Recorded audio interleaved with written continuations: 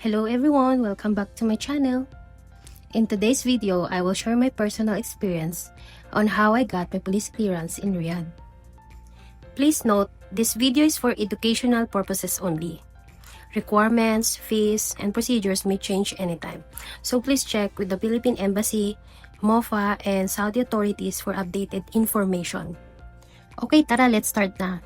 So yung step 1 na ginawa ko is go to the Philippine Embassy here in Riyadh, Saudi Arabia. So first, I went to the Philippine Embassy to request an endorsement letter for police clearance. The requirements that I prepared are passport and ikama only. So you don't need to make it a copy dahil sa loob ng Philippine Embassy, they will automatically do a copy of your documents. It is very convenient and less hassle na rin sa ating mga nagpapaprocess ng mga documents. So after submitting the documents, the embassy gave me the endorsement letter.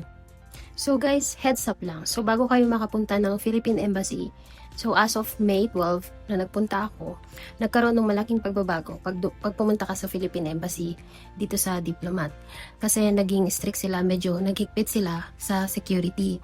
So ang ginawa nila, lahat ng nationalities na pupunta ng mga embassies will go in the bus together. So lahat kayo sasakay dun sa bus. Pagkatapos, dadalhin nila kayo sa mga respective embassy na kung saan pupunta kayo.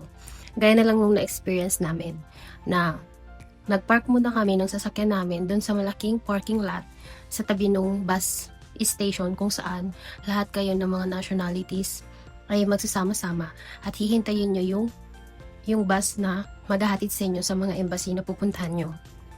So guys, itong parking lot na to, hindi siya free. Meron siyang payment. So ang binayaran ko ay 35 riyals. Saka na yun magbabayad kapag palis ka na ulit sa Philippine Embassy. So ang nangyari, pagkahatid sa amin sa Philippine Embassy, yun nga, yung pagkuha na ng endorsement letter. So yun yung first step. So sinabi ko lang yung situation ngayon sa pagpunta ng Philippine Embassy. So let's go back to step 2. So pagkakuha mo ng endorsement letter, magbabayad ka ng 100 riyal kung regular. Pero kung gusto mo ng expedite, you will add a 40 riyal. So 140 na siya. So yun yung ginawa ko para makuha ko agad yung endorsement letter. So once na makakuha ka na ng endorsement letter from Philippine Embassy, magmadali kang pumunta sa MOFA or Ministry of Foreign Affairs. So medyo malayo siya, kaya kailangan mong madaliin dahil may cut-off sila.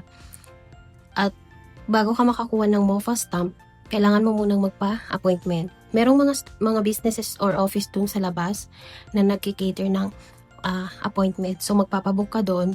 Ang binayaran ko doon ay 50 riyals. So to get appointment for MOFA stamp. Because you cannot enter MOFA without an appointment. So pasok ka lang doon sa MOFA, tapos isasubmit mo yung endorsement letter mo. Tapos sa kanila yung lalagyan ng stamp. So once stamp na siya and ready ka na for the next step, so go to the nearest police station. So ibibigay ko na lang yung location dito para hindi na kayo mahirapan kung saan kayo pupuntang police station na nagbibigay ng police clearance. So yun na nga, pumunta ako ng police station to apply for police clearance.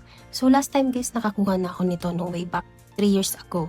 So hindi ko na kinailangan pa na mag-fingerprint yung ganong process. Kaya mabilis ko lang nakuha yung copy ng aking police clearance. Pero kung first time nyo guys, kukuhaan kayo ng fingerprint doon sa mismong police station.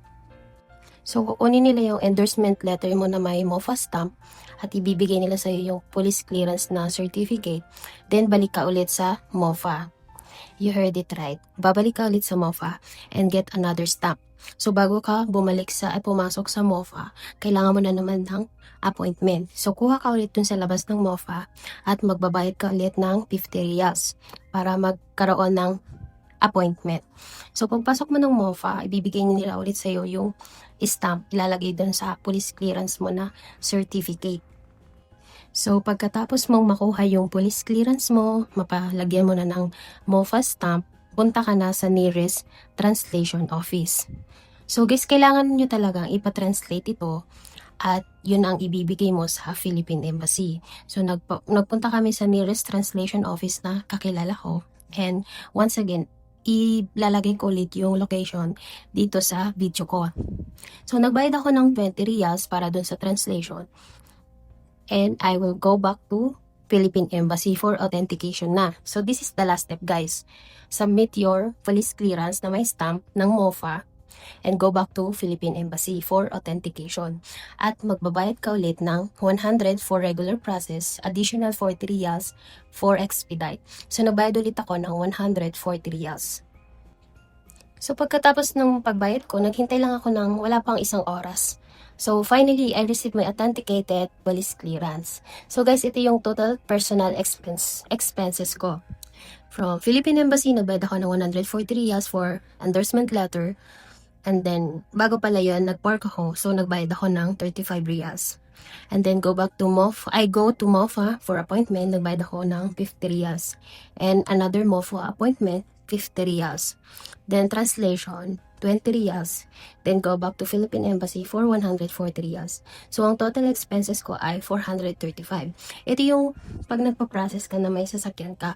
Pero kung kailangan mo sumakay ng bus or Bolt or Uber, medyo hassle siya. At hindi mo kasi siya magagawa agad-agad kung one day process ang gusto mo. Kasi, guys, sobrang limit yung oras. Kailangan mong bilisan. Mabilis ka dapat pumunta sa MOFA, punta ka sa police station, balik sa MOFA, tapos translation pa, tapos pupunta ka ulit ng Philippine Embassy. So, kailangan meron kang sasakyan, mas convenient siya para sa'yo.